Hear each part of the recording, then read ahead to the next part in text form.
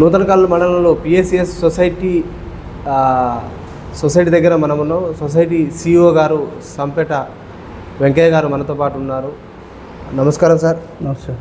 మీ society ఆధ్వర్యంలో వడ్ల కొనుగోలు కేంద్రాలు ఎన్ని ఓపెన్ చేశారు?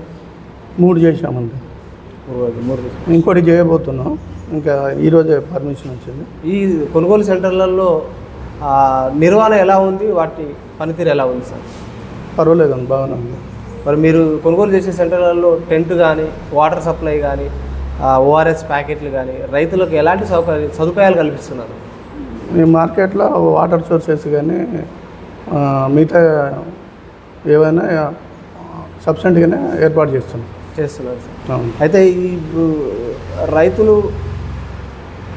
ధాన్యం తేమ శాతం, పండించిన ధాన్యం తేమ శాతం కానీ, ఆ తేమ శాతం యంత్రాలు కానీ, ఎలక్ట్రానిక్ కాంటాల పనితీరు ఏ విధంగా ఉంది?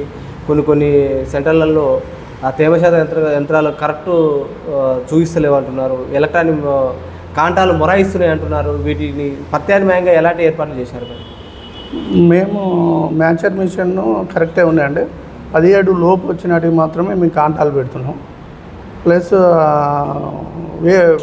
వేయింగ్ మిషన్ అంటే కాంటాలు కూడా ఒకవేళ ఖరాబ్ అయిన తక్షణమే మళ్ళా వాళ్ళని పిలిపించి రిపేర్ చేయించి చేస్తున్నాం అండి. తేమ శాతం ఎంత ఉండాలి? 17 లోపు అండి. ఇప్పుడు ఈ ఏ రకం ధాన్యం మీరు కొనుగోలు చేస్తున్నారు మీ సెంటర్లో? మేము 1010. సన్నోట్లు ఇప్పుడు మాకు లేదండి. 1010 మద్దతు ధర ఎంత? మీరు రైతుల ఖాతాలో ఎప్పటిలో జమ చేస్తున్నారు సొసైటీకి? మద్దతు ధర 2320 ఏ గ్రేడు, కామన్ వచ్చి 2300. అది కాంటా అయినాక అన్లోడ్ కాగానే తక్షణమే రైతు అకౌంట్లో డబ్బులు పేమెంట్ పెట్టేస్తాం. ఈ కొనుగోలు కేంద్రాలలో గండి బస్తాల కొరత ఉందంటున్నారు. ఇప్పుడు కోసం సరైన టైంలో అందిస్తలేరంటున్నారు. వీటికి రైతులకు అందించడానికి మీ సొసైటీ ఆధ్వర్యంలో మీరు పై అధికారుల దృష్టి తీసుకుపోయారా? గండి బస్తాలు అందుబాటులో ఉన్నాయా? ప్రజెంట్ అయితే అందుబాటులో ఉన్నాయండి, ఎలాంటి కొరత లేదు ప్రజెంట్. అలాంటివి వచ్చినప్పుడు మా పై అధికారుల దృష్టికి తీసుకెళ్తాం. ఈ కొనుగోలు కేంద్రాలలో ఏవో ఆధ్వర్యంలో, కార్యదర్శి ఆధ్వర్యంలో, రైతుల ఆధ్వర్యంలో కమిటీ చేశారా? కమిటీ పనితీరు ఎలా ఉంది? టోకెన్ సిస్టమ్ విధానాన్ని ప్రవేశపెట్టారా? మేము అంటే కమిటీ అంటే సభ్యులు 5 మెంబర్స్ని ఇస్తాం ప్రతిసారి. దాని సీరియల్ నెంబర్ రాసుకుంటామండి. ఆ సీరియల్ నెంబరు టోకెన్ సిస్టమ్ కింద ట్రీట్ చేస్తాం. కొన్ని సెంటర్లలో సీరియల్ నెంబర్కు విరుద్ధంగా అంటే రాజకీయ ప్రోద్బలంతో వేరే వాళ్ళు అట్లా అన్సీరియల్ వాళ్ళని కూడా ముందు వరుసలో పెడుతున్నారని రైతులు మా దృష్టి తీసుకొచ్చారు. ఇది ఎంతవరకు వస్తుంది? తప్పు సార్. అది ఎవరైనా కానీ నాయకులు, పెద్ద నాయకులు కూడా మాకు ఫోన్లు చేస్తారు. ఫోన్లు చేసిన సారీ ప్లీజ్ దయచేసి మిగతా వాళ్ళు లొల్లి పెడతారు, అట్లాంటి ఛాన్స్ వద్దు అంటే రిక్వెస్ట్ చేస్తాం. అట్లా సీరియల్ ప్రకారం పెడతాం, కానీ మేము సీరియల్ తప్పించి పెట్టాము. మీరు ఎంత తూకం, ఎంత నెట్ తూకం ఎంత? మీరు బస్సాకి ఎంత తరుగు కటింగ్ చేస్తున్నారు? మేము బస్సు కంటే క్యాజువల్ అంటే 41 పెడతామండి. ఇక కటింగ్ అనేది అయితే ఏం లేదు. అంటే ఇప్పుడు అన్ని సెంటర్లు కూడా 40 కేజీలు నెట్ ఉంటుంది. 600 నుంచి 700 మధ్య బస్తా ఖరీదు ఇస్తున్నారు. మీరు 41 ఇస్తున్నారు అంటున్నారు. అది యాక్చువల్లీ ఏంటంటే 40, 650 అంటే బస్సు ఖరీదు ఇస్తుంది. అంటే బొక్కలు పోయి ఎత్తుతా అంటే కారిపోతూ ఉంటాయి. దాదాపు ఒక బ్యాగ్ వచ్చి 1/2 కేజీ దాకా కారిపోతాయి, నేల మీద పడిపోతూ ఉంటాయి. అలాంటివి ఉన్నప్పుడు కొంచెం కారిపోవడం అంటే ఇప్పుడు మీరు కొత్త బస్సాలేగా మీరు టెండర్ ప్రక్రియ ముగించలేదా సార్? కొత్త బస్సాలు కొన్ని మాత్రం వస్తాయి, మిగతా మొత్తం పాతవి వస్తాయి. పాతవి అంటే కొంత చాలా డ్యామేజ్ అయ్యి వస్తాయి. అవి మనం ఆల్రెడీ అక్కడ కట్టాలు కట్టి ఇస్తారు. మనం ఇక్కడికి వచ్చి ఓపెన్ చేసేసరికి దాదాపు ఒక 50 ఇట్లే, మినిమం ఒక 20 దాకా మంచిగా ఉంటాయి, 30 దాకా వేస్ట్గా ఉంటాయి. మరి రైతులకు లాస్ అవుతుంటుంది కదా సార్, దానివల్ల ఎట్లా పరిస్థితి? ఇది మీరు దీని పరిష్కారానికి మీ అధికారుల దృష్టికి కానీ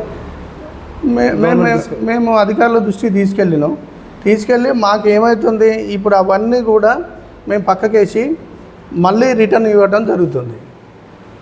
అంతే, మా అధికారుల దృష్టికి తక్షణం తీసుకుపోయినాం. ఈ కొనుగోలు కేంద్రాలలో అమాలీ ఛార్జీలు భిన్నంగా వసూలు చేస్తున్నట్టు, ఎంత అమాలీ ఛార్జీ వసూలు చేస్తున్నారు? మేము అంటే అన్ని సెంటర్లు ఏ విధంగా అయితే చేస్తారో అదే విధంగా వసూలు చేస్తున్నారు. క్వింటాల్కి ఎంత? క్వింటాల్కి అంటే 50 రూపాయలు. మరి ఎక్కువ వసూలు చేస్తున్నారు. అది ఎక్కడైనా చేస్తారో అది బీఆర్ అమాలీలు, బీఆర్ వాళ్ళకు వాళ్ళు మనం పేమెంట్ చేసేది, మనం రూపాయి తీసుకుంటే ఎక్కడైనా కూడా 40-45 రూపాయలు వసూలు చేస్తున్నారు సొసైటీలో. మీకు ఆడ 5 రూపాయలు ఎక్కువ, 50 రూపాయలు ఎక్కువ. నూతనకల్లు మండలంలో ప్రతి సెంటర్లో కూడా 50 రూపాయలు అండి. మా గోరెంట్ల సెంటర్లో ఎందుకు ఎక్కువ వసూలు చేస్తున్నారు? అదే బస్సా, అదే 40 కిలోలు, అదే లోడింగ్, అదే కదా, మన మ్యాన్ పవర్ అదే కదా. వాళ్ళు రావని కొరివి పెడతారు అమ్మాలీలు. వాళ్ళే రైతులతో వేరే సెంటర్లో కూడా బీఆర్ఓలో ఉన్నారు, కొంతమంది బీఆర్ఓలు ఉన్నారు, స్థానికంగా ఉన్న అమాలీలు ఉన్నారు. వారికి సొసైటీ నిర్వహించిన ధర ఏంటంటే ఆ కింటాలకు 40 నుంచి 45 రూపాయలు చెల్లిస్తున్నారు. మీరు 50 రూపాయలు చెల్లిస్తున్నారు అంటున్నారు. మేము ఇప్పుడు గోరెంట్లో ఉంది, గత 10 సంవత్సరాల నుంచి కూడా అక్కడే లోకల్ అమాలీలే. మేము వసూలు చేయము, వాళ్ళే రైతుల దగ్గర నుంచి వసూలు చేసుకుంటారు, వాళ్ళే ఇది చేస్తారు, వాళ్ళే ఇది చేసుకుంటారు. అది రైతులకు లాస్ అవుతుంది కదా. మీరు సొసైటీ ఆధ్వర్యంలో ఒక నిర్ణయం తీసుకొని దాని ప్రకారం నడుస్తలేరా? మేము ఒక నిర్ణయాన్ని తీసుకొని కూడా కొన్ని వారాల కొద్ది కూడా ఆపడం జరిగింది. అయినా అక్కడ రైతులు ప్లస్ అమాలీలు వాళ్ళే మాట్లాడుకొని సెట్ చేసుకున్నారు. ఈ సెంటర్ల కొనుగోలు కేంద్రాలలో 1000 నుంచి 1500 వరకు ఎవరైతే కాంటాలు పెట్టిన రైతు దగ్గర నుంచి అక్రమంగా వసూలు చేస్తున్నారని మా దృష్టికి రైతులు తీసుకొచ్చారు సార్. అలాంటిది ఏం లేదండి, ఎక్కడ కూడా లేదు, ఏం లేదు. నాకున్న సెంటర్లో ఎక్కడ కూడా 1NP కూడా వసూలు చేసుడు ఉండదు. అవి మొదగాలే వసూలు చేస్తున్నాడు అంటే మీరు ఇస్తేనే మేము లోడ్ ఎక్కుతుంది. లేదు సార్, అదేం లేదు, మాట్లాడేది ఏం లేదు. సకాలంలో ఈ కొనుగోలు కేంద్రాలు ఓపెన్ చేయడం వల్ల పచ్చి ధాన్యాన్ని దళారులు, మధ్య దళారులు, ప్రైవేట్ వ్యక్తులు కొనుక్కొని సరిహద్దు దాటిపోతున్నాయి సార్. మీ సొసైటీ ఆధ్వర్యంలో నిర్వహణ ఎలా ఉంది? వాటి కట్టడికి మీరు ఏం చర్యలు చేపట్టింది మీ సొసైటీ? మేము గవర్నమెంట్ వారి ఆదేశాల ప్రకారము వారు ఎప్పుడైతే ఓపెన్ చేయమన్నారో అదే టైం ప్రకారం మేము సెంటర్లు ఓపెన్ చేస్తున్నాం. కానీ కొన్ని అంటే మ్యాచ్ రాని పరిస్థితులలో కొంచెం డిలే అవుతుంది. రైతులు వాళ్ళు ఆరబోసుకోక, పెద్ద రాసులు ఆరబోసుకోక కొంచెం ఇబ్బంది పడి దానివల్ల మ్యాచ్ రాని ఏడాల కొంచెం డిలే అవుతుంది. కానీ మేము తక్షణమే గవర్నమెంట్ ఆదేశాల ప్రకారం ఫాలో అవుతున్నాం.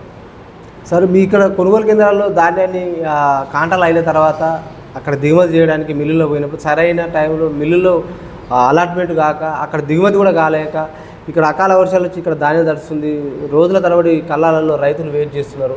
మరి ఆ సమస్య ఉన్నది, దాన్ని మీరు ఏ విధంగా పరిష్కరిస్తారు? మీ సొసైటీ ఆధ్వర్యంలో అధికారుల దృష్టి తీసుకుపోయారు? అది మేము తక్షణమే మిల్లు ట్యాగింగ్ లేని ఎడల మా అధికారుల దృష్టికి వెంబడే తక్షణమే తీసుకెళ్తున్నాము.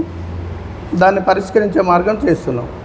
మిల్లు ట్యాగింగ్ ఏదైతే మిల్లు ట్యాగింగ్ లేని ఎడల, సార్ ఈ మిల్లు ట్యాగింగ్ అయిపోయింది, మీరు తక్షణమే ఈ మిల్లుకు మళ్ళీ ఏరే మిల్లుకు ఏదైనా ట్యాగింగ్ ఇప్పియని అడుగుతున్నాము. వాళ్ళు కూడా తక్షణమే మాకు అలాట్మెంట్ ఇస్తారు, వెళ్తున్నాయి. కానీ కొన్ని సందర్భాల్లో ఏమవుతున్నాయంటే లారీలకు కొంచెం ప్రాబ్లం ఏర్పడుతుంది. లారీలు ఇప్పుడు ఉదాహరణ ఒక మిల్లుకు 50 బండ్లు పోతున్నాయి, అక్కడ 50 బండ్లు సరైన సమయంలో దిగుమతి చేసుకోక దానివల్ల డీల్ అవుతుంది. మా దగ్గర మేము సక్రమంగా కాంటాలు పెడుతున్నాం, లారీ రాగానే వెంబడే లోడ్ వేసి పంపిస్తున్నాం. మా దగ్గర డిలే అనేది ఏం లేదండి. అలాంటిది ఏం లేదు. ఇటీవల అకాల వర్షాలు సంభవిస్తున్నాయి. ఆ అకాల వర్షాల వల్ల ధాన్యం తడిసిపోతున్నది. 6 గాలాలు పండించిన రైతుకు కన్నీరే మిగులుతున్నది. ఆ తడిసిన ధాన్యాన్ని, మక్కిన ధాన్యాన్ని కానీ పొల్లు తేమ ఉందన్న కారణంతో కోత విధిస్తున్నారట రైతుల దగ్గర. అది ఎంతవరకు వస్తాం? తప్పు అండి, అట్లాదేం లేదు. మేము ఎట్టి పరిస్థితుల్లో మేము ప్రతిదీ కూడా రైతుకు, ఉదాహరణ సార్ ఒక 100 బస్తాలు రైతు వేసినంటే 100 బస్తాలు ఆ రైతు పేరు మీద వేసి పంపిస్తున్నాం. కానీ మిల్లర్ దగ్గర పోయిన తర్వాత ధాన్యం బాగలేదు, ఇది ముక్క ఉంది, మొలకొచ్చింది, అదే కొరివి పెట్టి వాళ్ళు ఏమన్నా ఉంటే రైతులు వాళ్ళు సెటిల్మెంట్ చేసుకుంటారు. కానీ మీ ఏ రైతు దగ్గర కూడా మేము కటింగ్ అనేది పెట్టలేదు. సొసైటీ అంటే కొనుగోలు కేంద్రాలలో ఇటీవల అకాల వర్షాలు పడుతున్నాయి. రైతులకు ముందే హెచ్చరిక, వాతావరణ హెచ్చరిక టామ్ చేస్తున్నారా? సకాలంలో మీ టార్పాలు రైతులకు ఇస్తలేరట, ఎంత అడిగినా కూడా లేవు, అయిపోయినాయి అని అంటున్నారట. మరి వాళ్ళకి ఇబ్బంది అవుతుంది కదా, టార్పాలిన్లు అంటే ఆఫీసులనే మురిగిపోతున్నాయి కదా, మరి వాళ్ళకి ఎందుకు రైతులకు సకాలంలో టార్పాలను అందించలేకపోతుంది సొసైటీ? మేము సెంటర్ పెట్టిన దగ్గర నుంచి మినిమము ఒక 500 టార్పాల నుంచి తెచ్చినామండి. మేము ఒక రైతుకు ఇవ్వగానే ఆ రైతు ఏం చేస్తుండో ఆయనది అయిపోగానే పక్కకు పడేసిపోతాం, ఇంకొక ఆయన తీసుకుంటా అంటాడు. ఆయనని అడిగితే ఇంకొక ఆయన తీసుకుంటాడు. ఆయన రైతుకి ఇచ్చిన టార్పాలిన్ మళ్ళీ మా చేతికి రావట్లేదు. మేము దాదాపు 500 పైచీలకు తీసుకొచ్చి పెట్టాం, ఇచ్చినాం, రైతులకు ఇచ్చినాం. కానీ రైతుకి ఇచ్చింది మళ్ళీ టార్పాలిన్ మాకు రావట్లేదు. మీ సొసైటీ ఆధ్వర్యంలో రైతులకు రుణమాఫీ 2 లక్షలు ఎంతమంది జరిగింది, ఇంకెంతమంది జరగలేదు? 60% జరిగింది, 60-70% జరిగిందండి. మరి మిగతా రైతులు కాలేదు, వాళ్ళు ఆవేదనకు గురవుతున్నారు. మరి ఆ రుణమాఫీ కావాలి, వాళ్ళు రైతులు మా దగ్గర గోడు వెలవస్తున్నారు. ఆ రైతులకు రుణమాఫీ జరగాలంటే మీ సొసైటీ అధ్యక్షులు ఎలాంటి నిర్ణయం తీసుకుని ప్రభుత్వ దృష్టికి తీసుకుపోయారు, అధికారుల దృష్టికి, ప్రభుత్వం దృష్టికి? మేము ఫస్ట్ టైమే గవర్నమెంట్ రుణమాఫీ అనగానే మా దగ్గర ఉన్న టోటల్ మెంబర్స్ మొత్తం కూడా లిస్టు పంపించాం.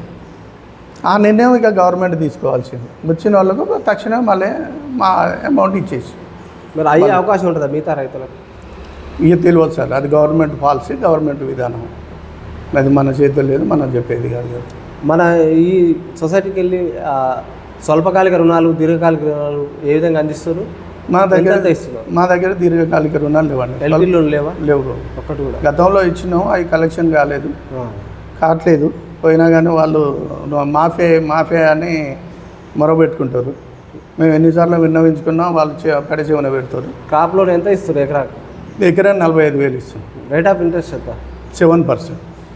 ఇన్ టైంలో కడితే మీరు రైతులకు కేంద్రం నుంచి అది అందుతుందా? రెబిట్ 3% అందుతుంది. అలాగే మీరు కొనుగోలు చేసిన ధాన్యాన్ని రైతుల ఖాతాలో ఎన్ని రోజులు జమ చేస్తున్నారు? బోనస్ కానీ మా ధర కానీ? 3 డేస్లలో. 3 డేస్లో. ఇక బోనస్ అనేది గవర్నమెంట్ ఇస్తాం సార్. అది మీరేం కొట్టేది? మేము ఆల్రెడీ మేము ఇచ్చిన మా మరక్షణ 3 డేస్లలో వాళ్ళకి అమౌంట్ పడిపోతుంది. ఈ సొసైటీలో ఎంత సభ్యత ఉంది? సొసైటీ 6,500 పై చిలుకున్నారు. మీ సమావేశాలు ఎన్ని నిర్వహిస్తారు సంవత్సరానికి? 3 నెలలకు ఒకసారి. ఎలాంటి నిర్ణయాలు తీసుకున్నారు రైతుల పక్షాన? రైతుల పక్షాన ఓడి అయిన సభ్యులు ఎవరైనా ఉంటే వాళ్ళని చట్ట ప్రకారంగా చర్య తీసుకోవాలని, ప్లస్ అందరి రైతులని సకాలంలో చెల్లించే విధంగా సిబ్బందికి డైరెక్టర్లు కూడా సహకరించాలని. రైతులను కొంచెం పీడిస్తున్నారని తెలిసింది, వసూళ్ల విషయంలో ఇబ్బందులకు గురి చేస్తున్న రైతులు అంటున్నారు అక్కడక్కడ. లేదు సార్, అది పీడించే విధానం 1995లో పోయింది. 95లో పీడించినాం, గుంజినాం, తలుపులు వేసుకొచ్చినాం, బిందెలు వేసుకొచ్చినాం, మోటార్లు వేసుకొచ్చినాం, అన్నీ వేసుకొచ్చినాం. కానీ అప్పటి నుంచి ఇప్పటిదాకా అలాంటిది ఏం లేదు. అయ్యా అప్ప అని బదిలాడి కట్టించుకోవటం. ఆ రైతుకు అయ్యా నాయన నువ్వు సకాలంలో చెల్లించుకుంటే నీకు 3% అవుతుంది, ఒక్కరోజు మిస్ అయినా కానీ నీకు 3% రాదు.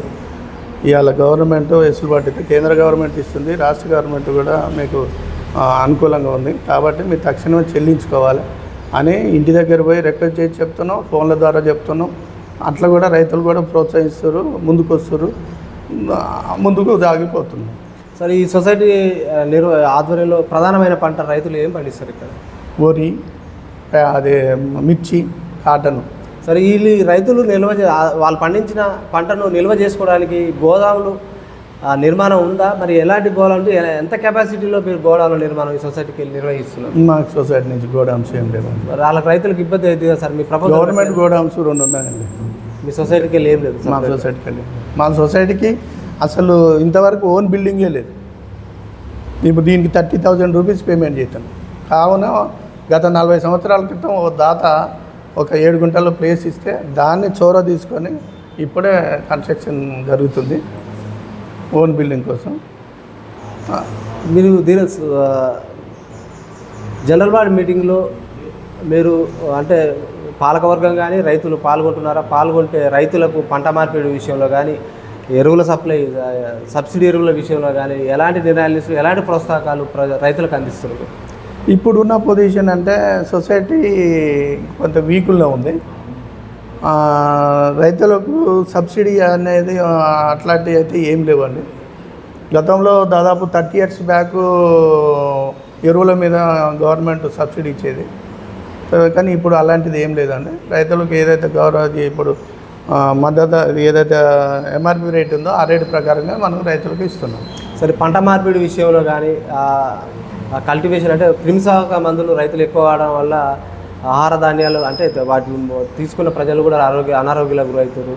పంట మార్పిడి కానీ క్రిమిసంహారం తగ్గించి కృత్రిమ ఎరువులు వాడడంలో, పశుపోషణ విషయంలో కానీ మీ సొసైటీకి వెళ్ళి ప్రజలలో రైతులలో ఎలాంటి చైతన్యం తీసుకొస్తున్నారు?